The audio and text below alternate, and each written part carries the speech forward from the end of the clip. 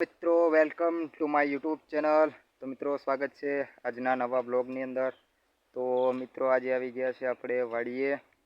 તો બન્યા રહેજો મિત્રો વિડીયોની અંદર. આજે હું તમને આપણી વાડી બતાવવાનો છું. તો વિડીયોમાં આજે મજા આવવાની છે, તો બન્યા રહેજો વિડીયોની અંદર.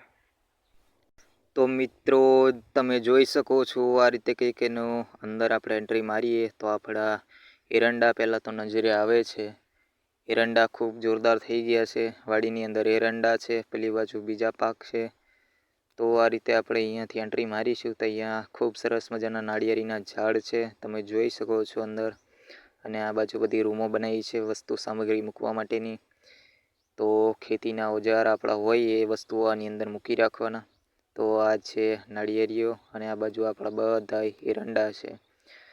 તો એરંડા મિત્રો અત્યારે નાના છે, હજુ થોડી વાર લાગશે અને 2-3 પાણી આપીશું પછી એરંડા થઈ જશે. તો આ બાજુ રૂમો છે અને આ છે બધી આપણી નારિયેળીઓ.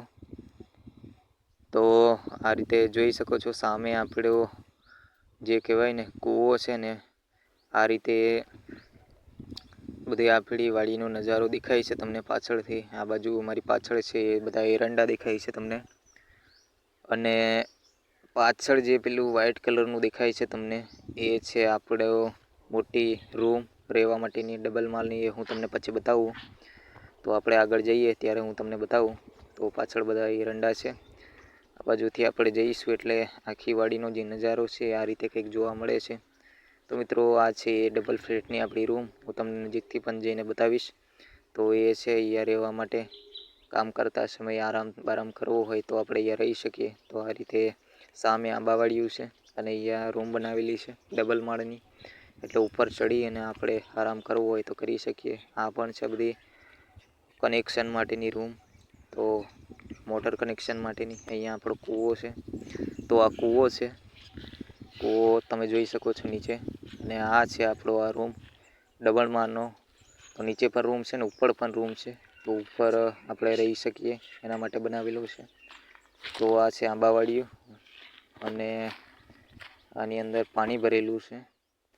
તો પાછળ હું તમને રૂમ બતાવતો તો એ આ રૂમ છે.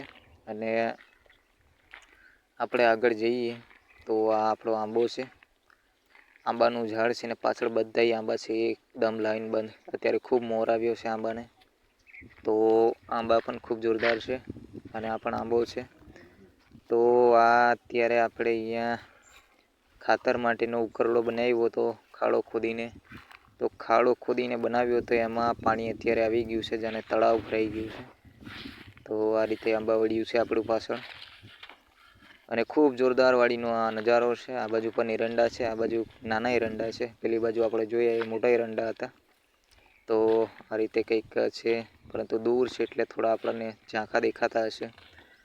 પરંતુ આપણે આ બાજુ જઈએ તો આ બાજુની સાઈડમાં આપણે ચંદન કહેવાય ને, એ ચંદનના ઝાડ છે એ રોપેલા છે. ચંદન હું તમને બતાવું તો આ છે બધાય ચંદનના ઝાડ છે.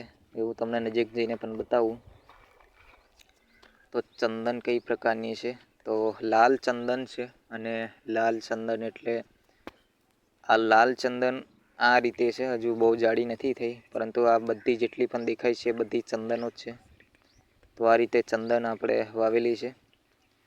તો અંદર સામેથી સૂર્યપ્રકાશ આવે છે એટલે આપણને બરાબર નથી દેખાતું, પણ આ રીતે એના પાન તમે જોઈ શકો છો કે એના પાન તમને ખબર પડી જશે ચંદન શું છે.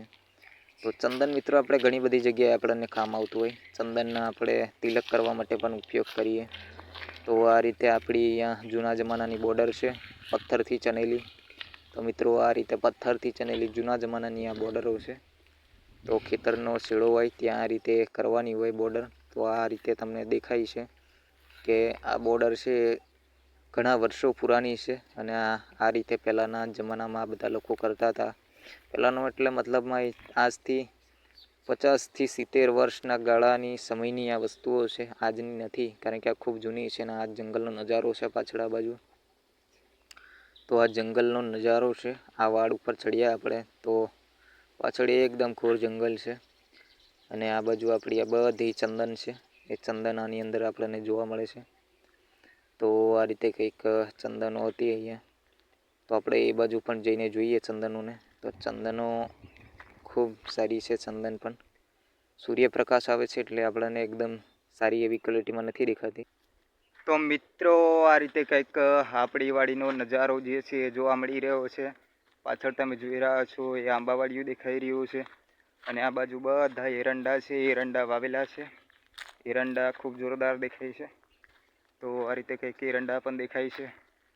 તો મિત્રો તમને આજનો વ્લોગ કેવો લાગ્યો? વ્લોગ સારો લાગ્યો હોય તો વિડીયોને લાઇક કરજો, ચેનલમાં સબસ્ક્રાઈબ કરી લેજો ચેનલને, અને અવનવા વ્લોગ જોવા માટે આપણી ચેનલની અંદર આવતા રહેજો. તો ચાલો મિત્રો મળીશું આપણે નેક્સ્ટ વિડીયોની અંદર.